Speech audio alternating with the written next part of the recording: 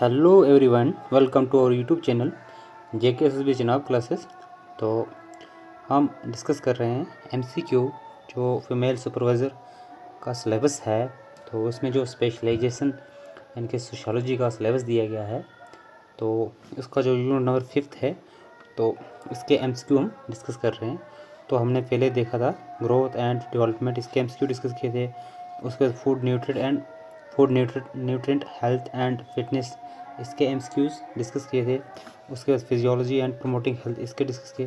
तो आज हम जो है टॉपिक नंबर 4 यानी कि फूड साइंस एंड प्रोसेसिंग, इसके MCQ कुछ लेके आए हैं। तो जैसे आज का हमारा MCQ है, पहला MCQ है what is the food science, यानी कि फूड साइंस क्या चीज़ होती है। तो इसका जो राइट आंसर है वो सी पार्ट है, यानी कि study of composition and property of food. यानी फूड साइंस जो होती है क्या करती है, स्टडी किसी करती है, कंपोजिशन और प्रॉपर्टीज ऑफ फूड। तो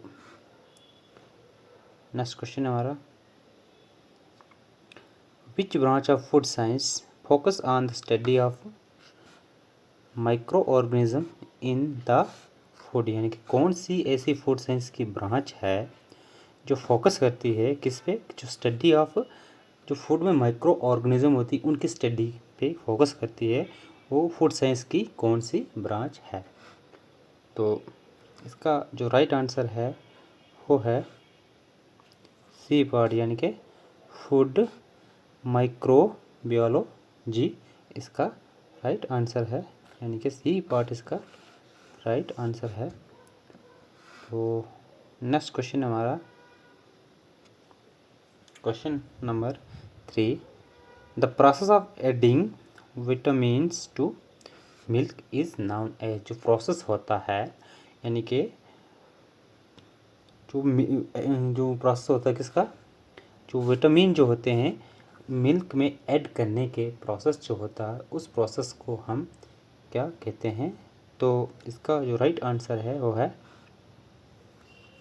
बी पार्ट, यानी कि फोर्टिफिकेशन कहते हैं। यानी कि जो प्रोसेस होता है किस चीज़ का, कि मिल्क में हम क्या ऐड करते हैं, विटामिन ऐड करते हैं, उस प्रोसेस को हम क्या बोलते हैं, तो उस प्रोसेस को बोलते हैं हम फोर्टिफिकेशन।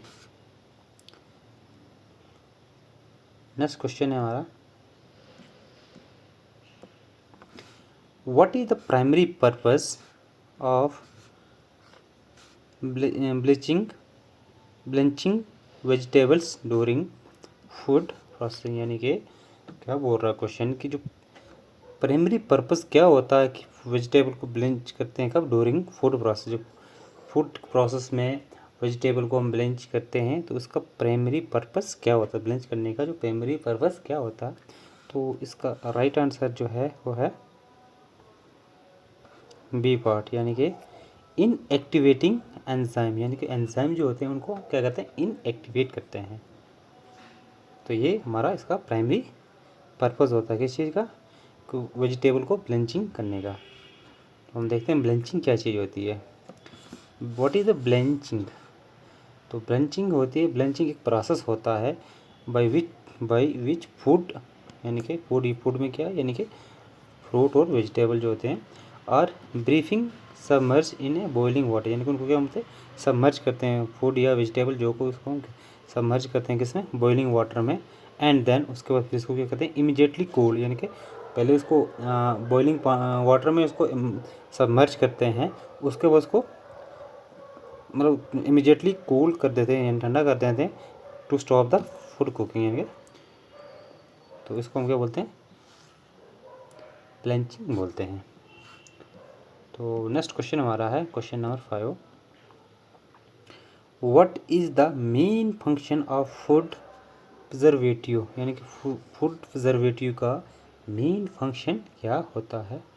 तो इसका जो राइट आंसर है वो है सी पार्ट, यानी कि एक्सटेंडिंग शेल्फ लाइफ। जो एक्सटेंडिंग शेल्फ लाइफ जो होता है, ये मेन फंक्शन होता है किसका, फूड प्रिजर्वेटिव का मेन फंक्शन होता है। तो नेक्स्ट क्वेश्चन है क्वेश्चन नंबर 6 है, प्रिजर्वेटिंग technique using the radiation is noun. जो प्रिजर्वेशन या प्रिजर्वेटिव टेक्निक होती है, तो हम किस में यूज़ करते हैं, रेडिएशन में। उसको हम क्या कहते हैं उसको, तो उसका जो राइट आंसर है वो है